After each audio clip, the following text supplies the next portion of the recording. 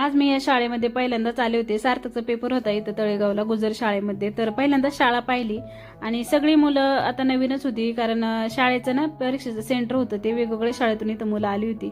Paper सुटला, सार्थकला घेतला आणि मग येताना म्हटलं चला भाजीपाला घेऊया थोडासा. जास्त काय नाही, जास्त तर आमच्याकडे कडधान्यच होतात, पण म्हटलं चला आलोय तर जाता जाता रस्त्याच्या कडेलाच आहे तर चला भाजीपाला घेऊन जाऊ. तर विशेष म्हणजे गाजरे घ्यायची होती, कारण थंडी सुरू झाल्यापासून मी अजून एकदा पण गाजराचा हलवा बनवला नाही. तो बनवण्यासाठी खास गाजरे घेतली होती.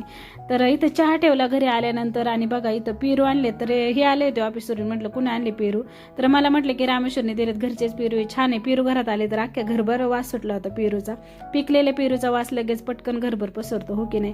चला इथे 3-4च भाज्या आणल्या, जास्त काही आणल्या नाही. एवढे दिसतं नाही एवढ्याच आणल्यात भाज्या, एक मेथीची जुडी आणि ही कवळाभर कोथिंबीर, आमची घरचीच कोथिंबीर आहे. आता बाजार नाही कोथिंबीर, आणि असं होतं बरं का, जो मला आमच्याकडे आहे ना त्याला कधीच बाजार नसतो, असा आमचा बऱ्याचदा अनुभव. कधीतरी भाजीला बाजार भेटतो. तर भाजीला काही बाजार नाही, कवळाभर आणली. म्हणलं चला मैत्रिणीला वाटून टाकू. कांदे पण आणले होते, कारण कांदे पण काढणी चालू आहे. माझे कांदे संपले होते, त्याला म्हटलं 5-6 किलो कांदे घेऊन येताना आयुष गेला होता गावाला. आणि इथं चहा बनवून झाला आणि यांना चहा दिला, फ्रेश झाले होते, बसले होते. आता आमच्या आहोने एक कुटाणा केलाय, ते तुम्हाला सांगते मी की काय कुटाणा गेलाय आज ऑफिसमध्ये गेल्यावर. आणि मला तर काहीच कल्पना नाही, डायरेक्ट घरी आल्यावर कळलं एवढा उद्योग झालाय कंपनीत गेल्यानंतर. तर इथं दिवा वगैरे लावून घेतला आणि दोघांनी इथं मस्त आधी चहा एन्जॉय केला.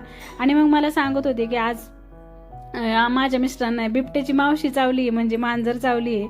मांजरीचं पिल्लू टेबल खाली घुसलं होतं आणि त्याला काढायला गेले आणि त्या मांजरीच्या पिल्लानी बोटच धरलं. तर चांगलेच असे म्हणजे नाही का मार्किंग झाले बघा. इथं वरती 2 बाईट केले, 2 दाताचे, आणि इथं खाली तर कसं झाले बघा, जसं काय चाकूनी धार मारल्यासारखं झाले. तर बरंच म्हणजे खोलवर जखम, रक्त पण आलं होतं. तर ससूनला जाऊन आले, कंपनीच्या गाडीने गेले आले, काहीच मला कल्पना नव्हती. डायरेक्ट घरी आल्यावर मला त्यांचा कुटाणा सांगितलाय. तर मी म्हटलं आतापर्यंत कोणते कोणते प्राणी तुम्हाला चावले, तर मला म्हटले कुत्रा आणि आता मांजर चावली. तर मला तर आहे ना घोडा पण चावलाय. आता हे दिसतं नाही घोड्याचं मार्किंग आहे, त्याची स्टोरी मी एका दिवशी तुम्हाला नक्की सांगेल कसं काय मला घोडा चावला ते पण देवाचा घोडा, खंडोबाचा. तर इथं मी आयुषला सोडवायला आले होते, रात्रीचे 9-9:30 वाजले होते.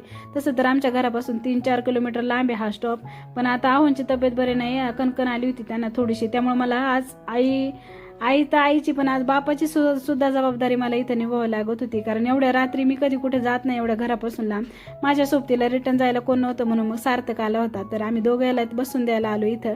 तर बघा रस्त्याला अगदी सुनसान आहे, एकदा रस्ता पण एकदम कमी वाहतूक झाली आहे. तर इथं मी आयुषला बसून दिला आणि मग घरी गेले. चला मग आजचा व्हिडिओ इथे सेंड करते, बाय.